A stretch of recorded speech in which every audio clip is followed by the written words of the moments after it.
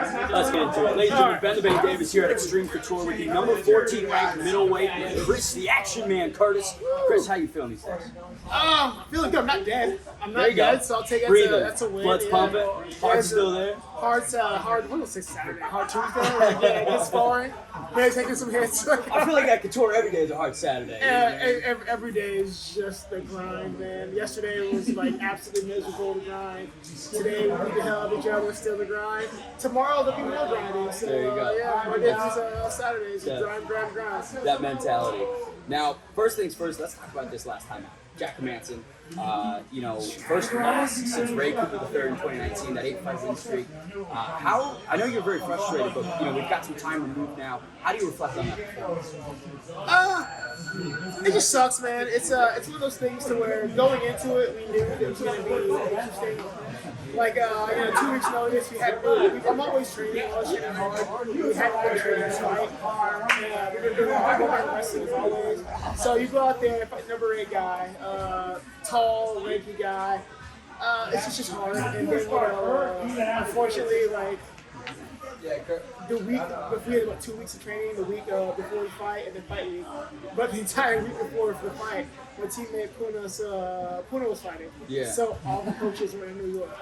So all the coaches in New York, Strickland had just fought, so he was out. Brad Tavares just fought, he was out. So my main training partner was like Mads Burnell. He was like 5'7". Nothing like Jack Manson. So it was just, there was a lot against us going in there, and I had a lot of fights and experience. So I've always kind of banked on just having the experience to like go in there. Jack's got as many fights as I did. So it was the one time where my experience was carried me through. It's like I needed a little bit more time to we had it's just frustrating, man. It's just frustrating going there. It didn't take any damage. I was fine after the fight. Fuck, we played that thought. Right, yeah, it's just annoying. I'm in the O2 arena. I'm somewhere I've always wanted to fight. All the fans. I just wanted this crazy just fight. Fucking Tuesdays, whatever. And then go in and not feel like we fought. It's just. I've lost before, everyone wants to leave and accept losing, to just feel almost like almost empty in a sense. I'm nothing. This was it, yeah. Had I gone out there, I went to war, I got fucked up, and knocked me out, just beat me down. I went to that fight with Marco. Damn it. It seemed like he was on the bike the entire time, and it wasn't able to find that shot to put him away. I've never seen him kind of fight that way, and hats off to him. And he said, his coach said the plan was to win, not to go out there and fight performance. And he really had to win. I wasn't expecting that type of that's strategy. On top of people, why don't you just go rush him down? I'm like, well, he's a Greco-Roman guy, and I'm 5'10". If I rush down there, he body locks me, he's going to throw me across the cage. So you can't just so hats off to him, man. He outplayed me, and it sucks, it's frustrating, but all we can do is put in the rearview mirror. Things to break, on the next one, talk about the next one. Joaquin Buckley, UFC 282. That big platform, this pay-per-view is really shaping up to be a fantastic one out here in Vegas. What are your expectations? Well, man, part of me is like, this is going to be a fun brawl. The Jack Manson fight has taught me expectations. Sure. People will try to fuck that over in a heartbeat. So at the end of the day, I'm expecting anything, man. I think Joaquin likes to fight, but I know Joaquin likes to jump around. I know I'm kind of in and out. So I'm not expecting the war that I want, but I'm just going to go out there and fight him, man. I made the mistake for the Jack fight was fighting to somebody. I'm screw it, I'm just gonna go out there and hit my thing, man. So I plan on going out there. I want to fucking bury him. So that's my plan. That's how I'm expecting. This is the get back on track. Get back. It happens. Everybody makes it. I'm 35, I'm an old man in the game. Got 40 fights, but you still learning. You still super stomach. Back in the right track. What did you make of Buckley's last performance against Nasruddin Imavov? It was a loss. Sort of seemed like he had a grappling deficiency potentially. What did you think about those 15 minutes? So, it's the same. Once again, he's one of the few guys in the division who's shorter than me. Shorter than me. So it's the exact same thing. Everybody gives him shit for. I'm like, bro, I get it when you're fighting somebody. You're like, you relate to that. Yeah. I'm like, it sucks. He went out there, he fought his ass off. I give him props. He fought his ass off. He's in a bad spot. He tried to whack him back. But when you're on the very short end of the division, some shit's gonna happen. It's like, it's whatever. But he fought his ass off in accidents.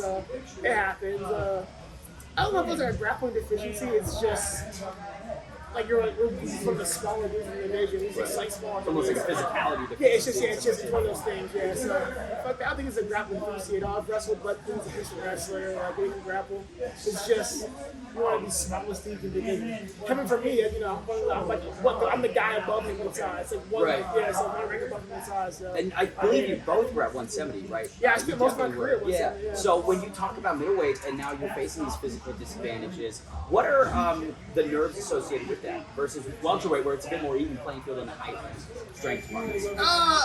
So I think it's you always kind of come out like I think this is my first UFC fight where I actually feel like an 85er. Right. I was walking around all my UFC fights, I had 190, 195, like 10-pound cut, and that was it. I was a welterweight to be an 85er, so I definitely knew there were some physical disadvantages I had, like strength-wise. But I've been working with the PI non-stop since before the Jack fight. Then I was stopping that fight, but as soon as it was over, we got back to it.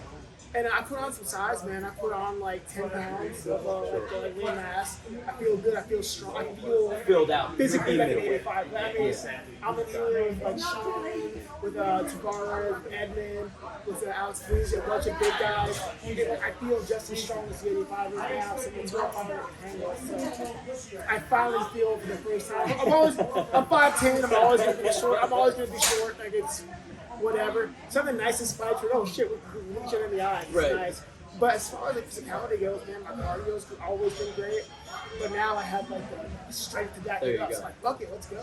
Let's change gears a little bit. The When We Were Young festival, I believe you just went there. How was that experience? Like, what were some of the favorite musicians you saw? It was great. The experience was great. Besides the reminder that fuck, I'm not young anymore. You're like, God damn it, I'm kind of old. Bro, I seriously threw my hip out just walking around for a while. I pulled my cap and I popped my hip out of place just from walking around for 8 hours. And I was like, oh man. So it's the joke. I'm looking around. There's a bunch of like other 30-year-olds like, is it 10 o'clock yet? Like we're all getting tired. I was like, oh, I get the name down. Like, oh, that's hilarious. We're all old. But it was fucking great, man. Like I had a freaking blast, man. Like I'm a huge emo kid since high school, since before I do. So like for me, it was really cool. I see it used. I'm really happy for that. Taking Back Sunday was really fun for me. Emotionless in White had a freaking awesome set.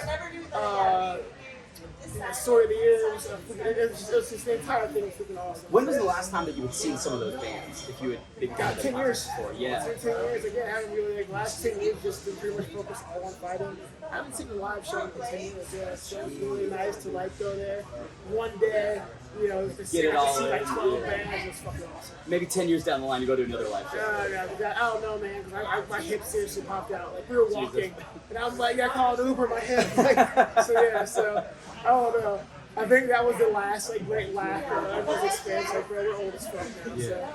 Talk about some of the music you like back in the day. I know that you have seen Return of the Jedi more than any other movie. Yes. Now, Star Wars versus Lord of the Rings, where are you on that side of the argument? I am firmly on the Star Wars side. So here's Even the thing. with the sequel trilogy. Here's the thing. The sequel trilogy. So I'm not an apologist for the prequels, but like they had the merit.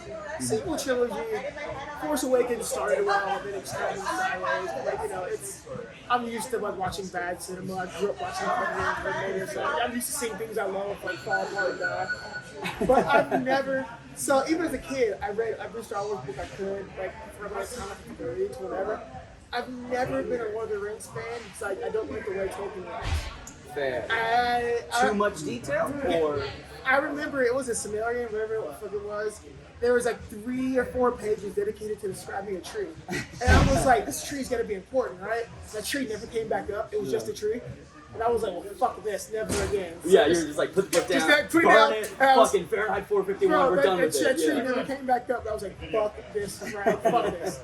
So, just not if it's too flowery, I can't get into it. Now, when you were in school, you studied to be a lawyer, got through pre-law, and then dropped out. No, I started in pre-law. I started before pre-law. I just like, I fucking quit. And I was like, in school, and I'm like, you know what? Fuck this. What led you to law in the first place?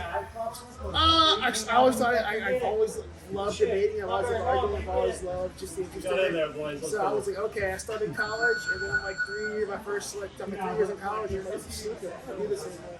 Yeah. So we were doing like the prerequisites and stuff. I actually remember I was in I was in a class for contractual, like, law and obligation, and I'm just like, I don't want to do this forever. I'm sitting there, I'm looking around, I'm just like, I don't.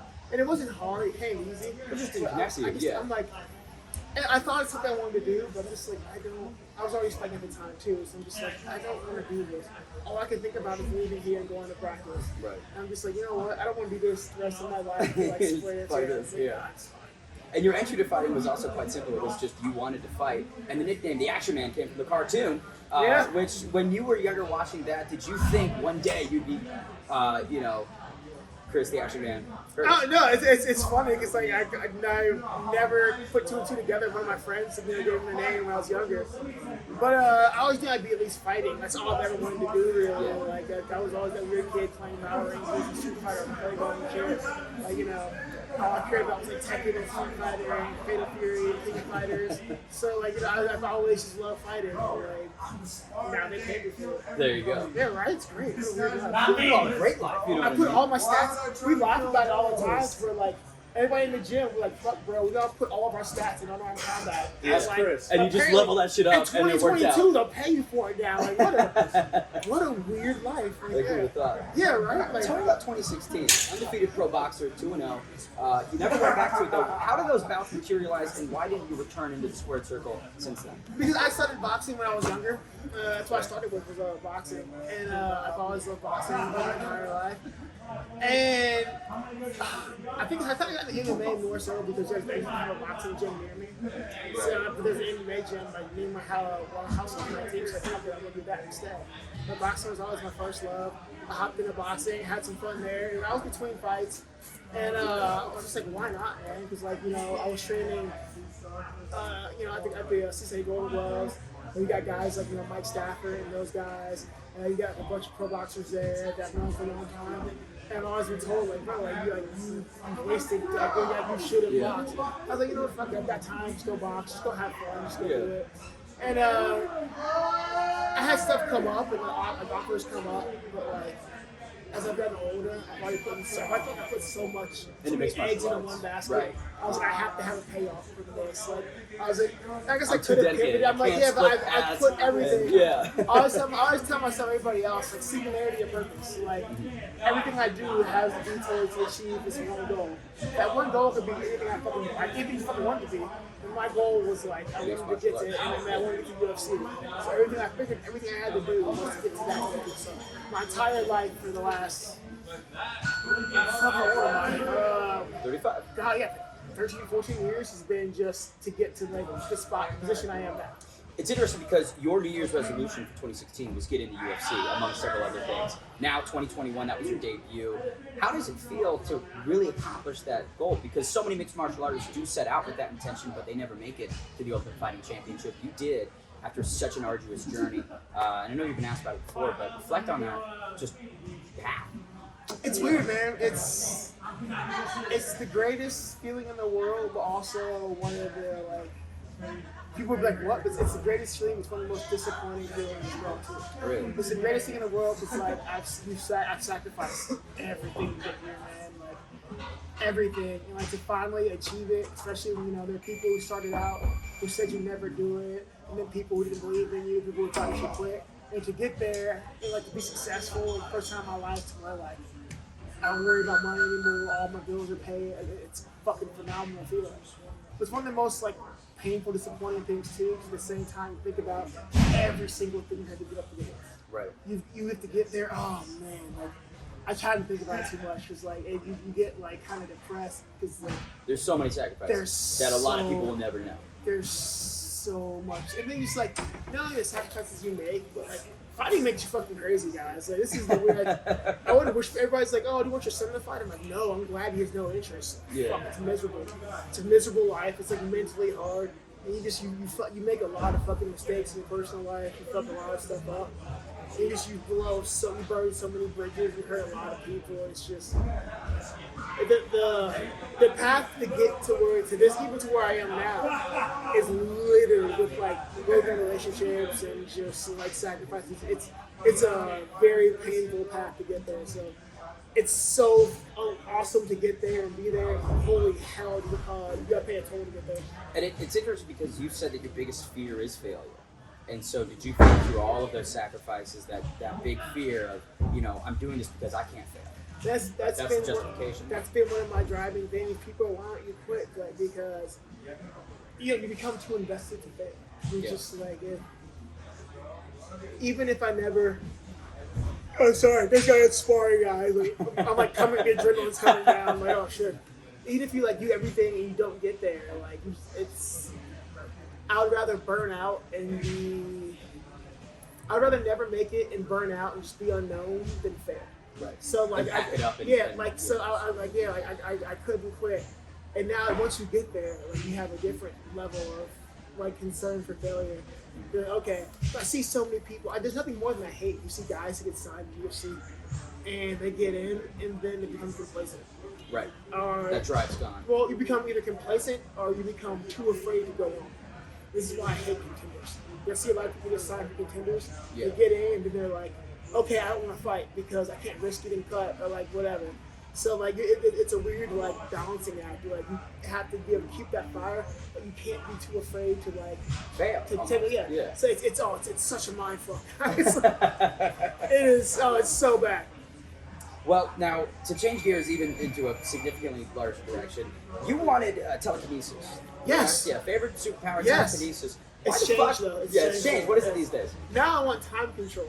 Time control? Why is that? Because I could fuck with people, like pause time and then like rip their pants down. down. Like JoJo's Bizarre Adventure, Dio. I would just troll people all the time. Like time control. I think I could probably do even more with time manipulation. So those are the two.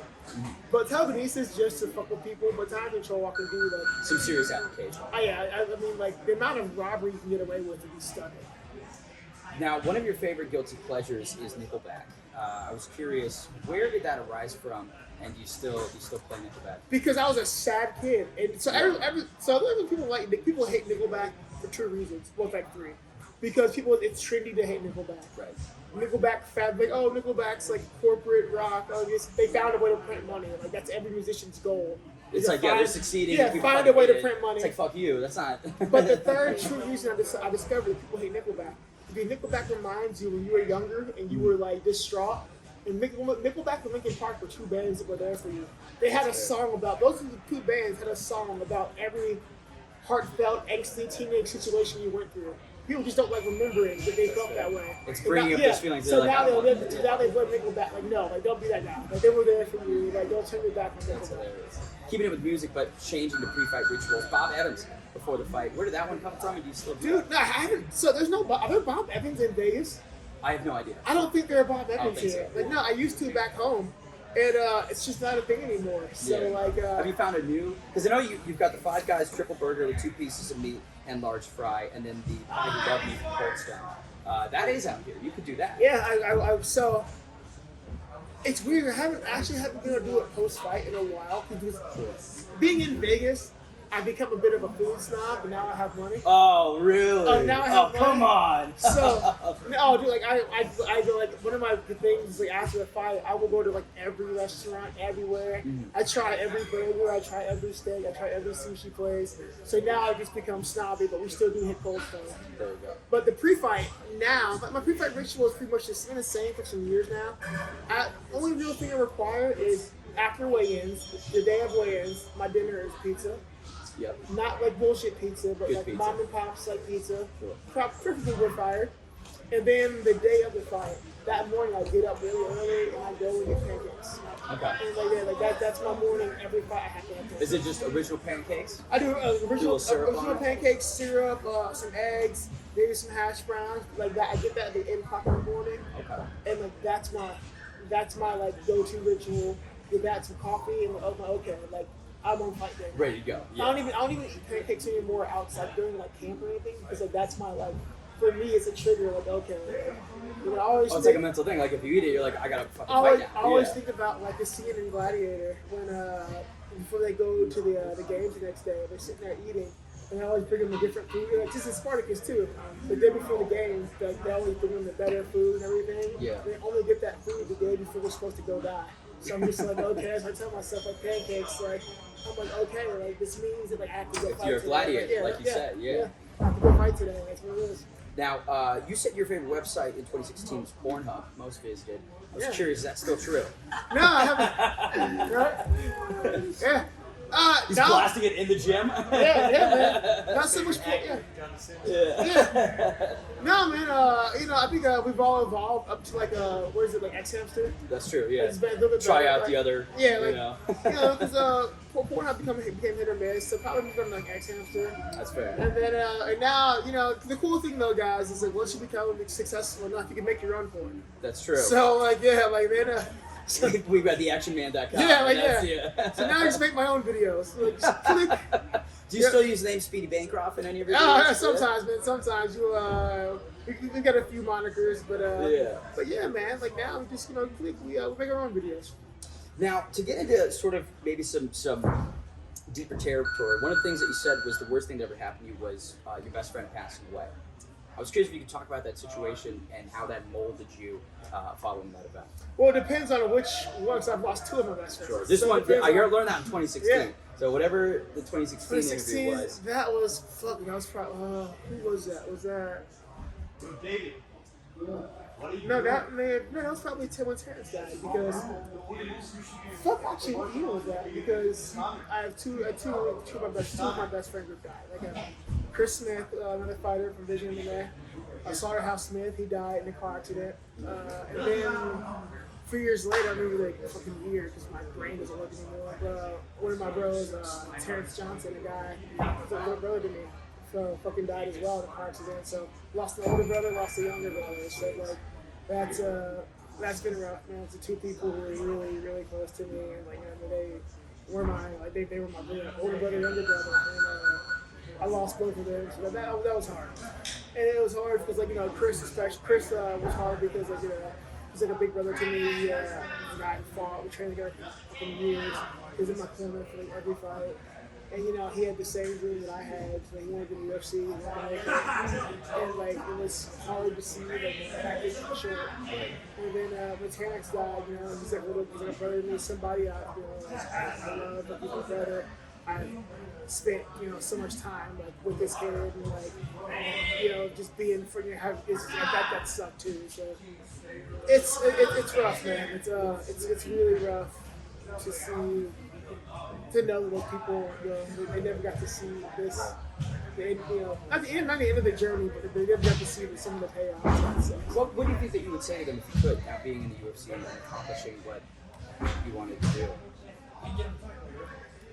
It's not even nothing. There's nothing I would want to say. I would honestly just trade it all. Just like, fuck it, let's just go hang out. Yeah. So that sucks. But like, I don't think there's really anything to say because I don't think either one of them would care in that way because they would just like they're just like fuck it, like we told like they would tell me they knew before I did, so that's great. Yeah, fuck it. Now, one of the things that you also said about the change in the world was bigotry. 6 years removed from that statement, do you feel like the world's become a bit more inclusive, or do you think that bigoted mentalities are still quite around? It's gotten worse. But then again, so here's the fun part. It's gotten worse, but then the other side's gotten worse too. So even the entire fucking world. Everything's getting fucked. It's lost, the entire world's lost its mind. I'm like, look, I don't think the left is terrible, the right is terrible. I'm like, fuck, we need an asteroid. We need to just end it on. Yeah. We need to advocate for an asteroid strike. Like, fuck, we have lost our way as a species. Yeah. Like Jesus Christ. Like, oh my God. Like, now, you just lost all hope these days. I've lost all hope in humanity. I'm just like, I am firmly Team Asteroid. Yeah. Talk about another sort of maybe apocalyptic for some people scenario. What would you do if you were on the Titanic? In what regard? Because this is going to get really weird really fast. Let's take it to the weird really fast. Where your head's at. Okay. If we're sinking? Yep.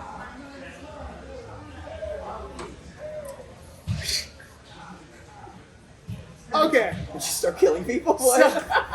You'd be like, alright, fuck it. I'm not going to jail for this. I don't want to advocate murdering people, innocent people. Sure. but I would have drowned a lot of people to ensure my survival. Sure. But that being said, we've had talks with people to where like, but it's just the person I am. I'm a big believer in survival. Nothing matters if I die. Right. If I die, I can't do anything about it. Living's the most important thing, and everything is justified to get So then, like, people always ask me, at the end of the world, what would you do? It's like, well, I have a marinade for humor. Like, I found, 15 years ago, and I've kept that recipe. And if the world ended, was like a apocalyptic event, I'd be eating people the first day. And they'd be you wouldn't even give it a week. You wouldn't let the rations run out. Like, Chris, we still have food stuff. Yeah. I'd be smoking human the first day. I'd be like setting traps and like catching people. I would immediately immediately there wouldn't be a missed beat. And they'd be like, Chris, why? Like just in case. Why not just wait? Yeah. Like the tower comes on the week. I've got some weeks waiting to do. Yeah. I was like, I immediately. You're like, I've got 8 people in a cage, and I gotta. Like the guy I'm a smoker. I'm like, ah. You're like season 10 of The Walking Dead on season 1. Like, you bring that. You all may disagree. You may be bothered, but know that when you live in Christown, you'll be prosperous and you won't be eaten. You'll be protected. Yeah, and you won't be eaten. Like, would you be a dictator? Yes. Yes. But I'd be a benevolent leader. Yeah, it's fine. I feel like that's what they all say, Yeah, and then it kind of goes downhill. Only when you try to cross me.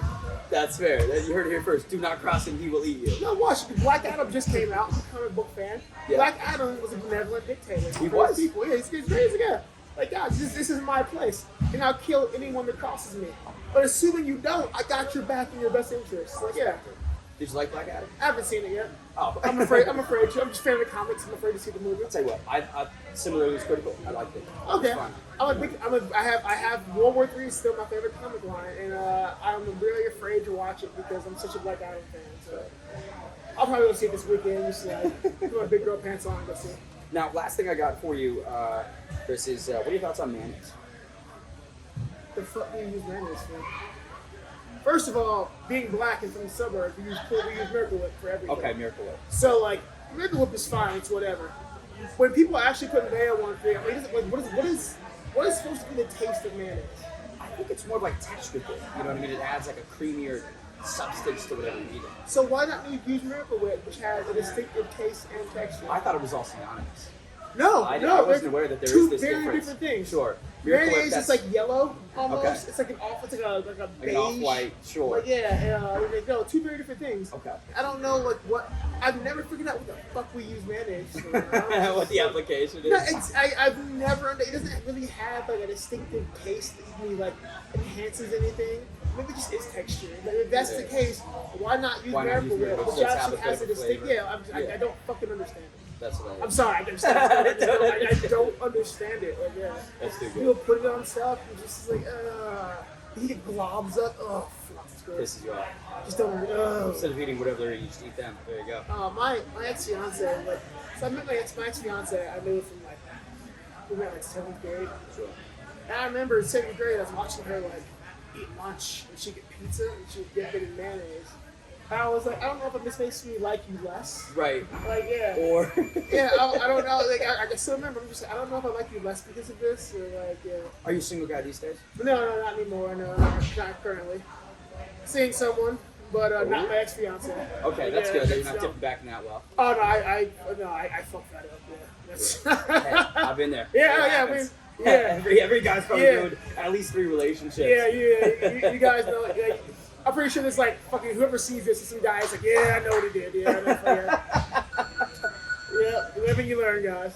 Well, last thing I got for you, Chris, is a bit of a present because you made some time for me today. Let's do it. What is this? I wanted to make a bit of time for you. Is it Black Tar heroin? Nope. All right, next best. Oh shit. Powderhead whiskey. Next best thing. There we go. Fucking have you tried it before? I have a bottle of this on my refrigerator right now. There you go. To where I did a meet and beat for Howard Head. And they gave me 3 bottles of Howard Head. Now we're down to 1 bottle left. So we've re-upped you a little bit. There you go. All right, I can drink that bottle now. All right. This camera, that camera, that camera. What can we expect from you at 282? UFC 282, guys. I'm going to do better this time, I promise. We had a little misstep. It's fine, but I'm just going to come. I'm not going to bring violence. That's all I can tell you guys. Win, lose, or draw, live or die, I'm going to bring violence. So it should be a good time. I love it. Thank you, Chris, Thanks, for the man. time. No problem at all, man. I can't bring up Diana. She would want that. No, we'll give her the win. Yeah.